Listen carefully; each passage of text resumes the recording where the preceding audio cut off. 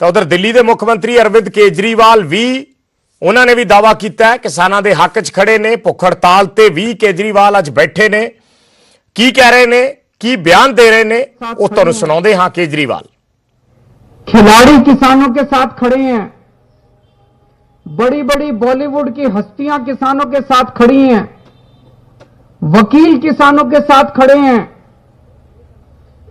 Doctor किसानों के साथ खड़े हैं।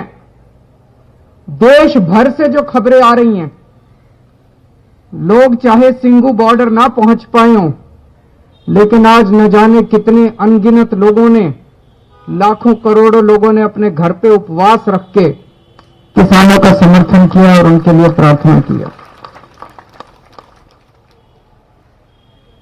आम आदमी पार्टी शुरू से किसानों के साथ है, किसान आंदोलन का समर्थन करती रही है।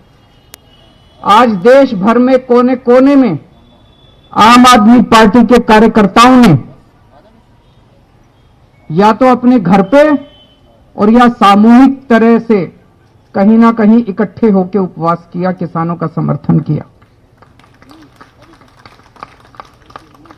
और जब जब जरूरत पड़ी, हम लोग बिल्कुल चट्टान की तरह खड़े होकर हम लोगों ने किसानों का समर्थन किया।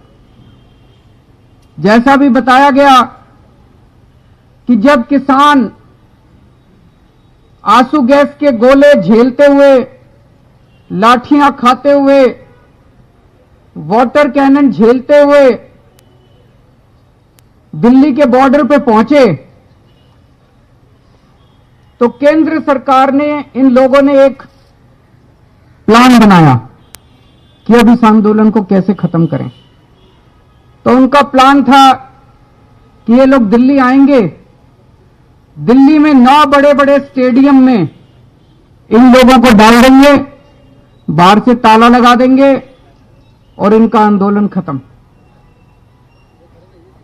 किस्मत से वो फाइल हमारे पास आ गई और हमें निर्णय लेना था। भाई साहब, जो प्रेशर आया हमारे ऊपर, इन लोगों ने खूब प्रेशर डाला कि भाई ये फाइल साइन कर दो, फाइल साइन कर दो, ये स्टेडियम बनने दो। लेकिन हम भी जानते, हम भी आंदोलनकारी रह चुके, इन्हीं स्टेडियम में हम भी रात गुजार चुके। हमें पता है ये स्टेडियम किस तरह से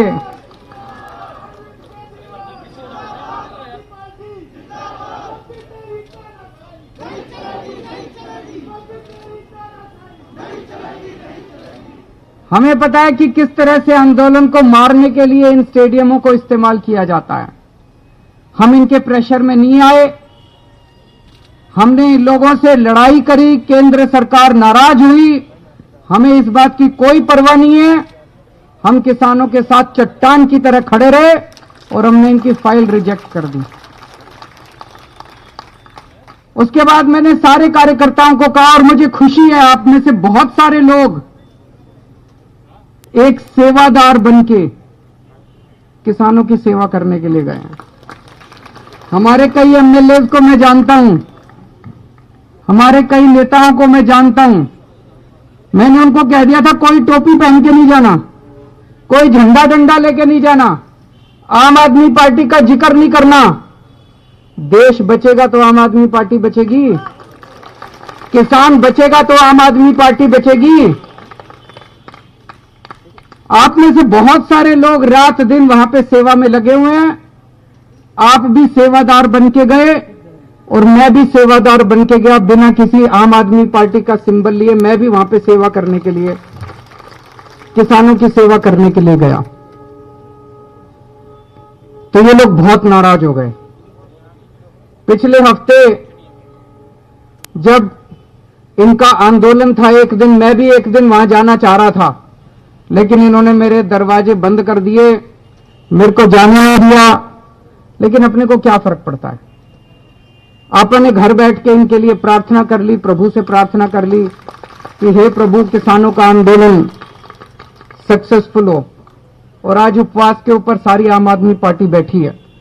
यह आंदोलन बहुत पवित्र है। आप लोगों ने देखा होगा किस तरह से बिल्कुल अहिंसा पूर्वक, कोई किसी तरह की कहीं हिंसा नहीं है, इन्होंने लाठियां खाई, हाथ नहीं उठाया। इन्होंने टीयर गैस, आंसू गैस के गोले छोड़े गए, हाथ नहीं उठाया किसी ने। पूरी तरह से अहिंसा के रूप में चल रहा है और किसी पार्टी को नहीं आने दे रहे। ये बहुत अच्छी बात है। कोई राजनीति नहीं होगी, किसी तरह की राजनीति नहीं होने दी जा रही। बहुत पवित्र आंदोलन है ये। इसलिए दुख होता है जब उनके ऊपर तरह तरह के, उनको बदनाम करने की कोशिश की जाती है।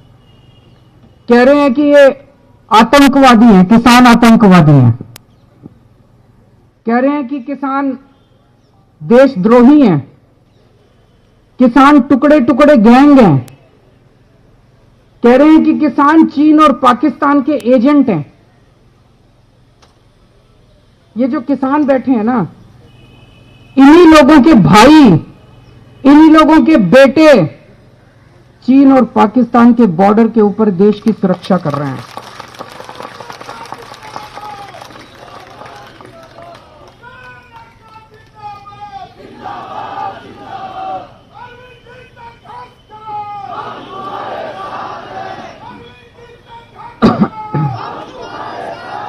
तो ये जितने नेता और ये जो लोग कह रहे हैं कि ये चीन और पाकिस्तान के एजेंट हैं, मैं इनको कहना चाहता हूं, एक दिन आप अपने बेटे बेटियों को चीन और बॉर्डर के पाकिस्तान के बॉर्डर पे भेज के देखो, तब पता चलेगा कलेजे पे क्या बीतती है। और आप ये सोच के देखो, कितने ऐसे किसान हैं देश भर में, एक ही आदमी के दो बेटे, एक किसान बन गया और एक जवान बन गया। गलत तो नहीं कह रहा जी?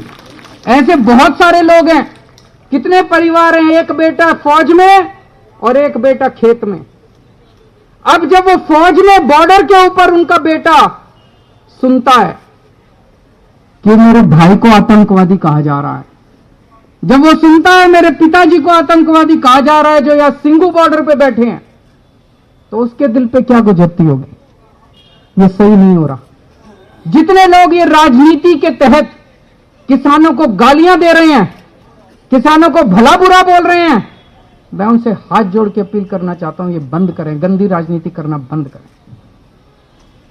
दूसरा, अभी जैसे काफी विस्तार में आपको समझाया गया, ये कानून केवल किसानों के खिलाफ नहीं है, ये कानून इस देश की आम जनता के खिलाफ है। इस कानून के आने से बेइंतहा महंगाई बढ़ेगी।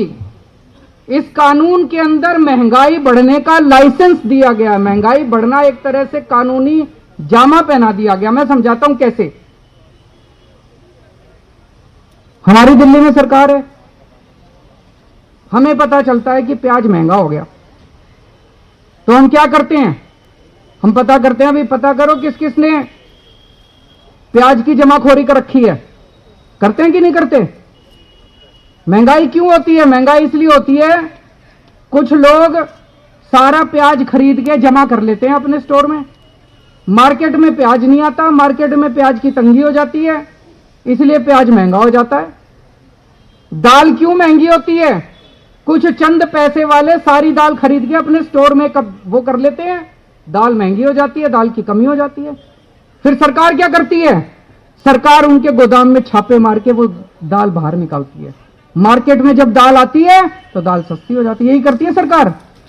अब इस कानून में लिखा है कि कोई भी आदमी कितनी भी जमाखोरी कर सकता है, ये अलाउड होगा। अभी तक जमाखोरी करना कानून में भी अपराध माना जाता था और शास्त्रों में भी पाप माना जाता था। किसी भी धर्म के शास्त्र उठा के देख लो, भाई साहब कहते थे जमाखोरी करना पाप है।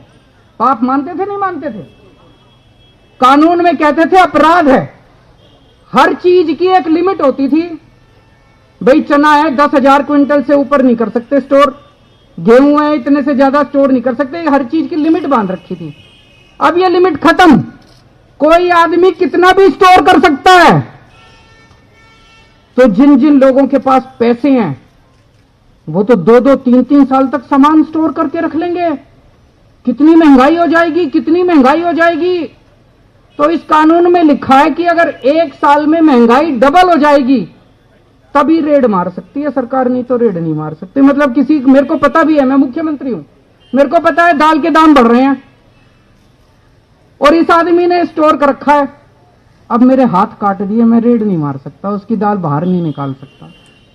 उसमें लिखा है कि जब तक दाल के रेट डबल नहीं हो जाएंगे, तो मान लो इस साल गेहूं 10 रुपए किलो, तो जब तक अगली साल 20 रुपए किलो नहीं हो जाती, मैं रेड नहीं मार सकता। फिर अगली साल 40 रुपए किलो और अगली साल 80 रुपए किलो और अगली साल 100, तो 4 साल के अंदर गेहूं 16 गुना महंगी हो जाएगी, 16 गुना महंगी 4 साल के अंदर।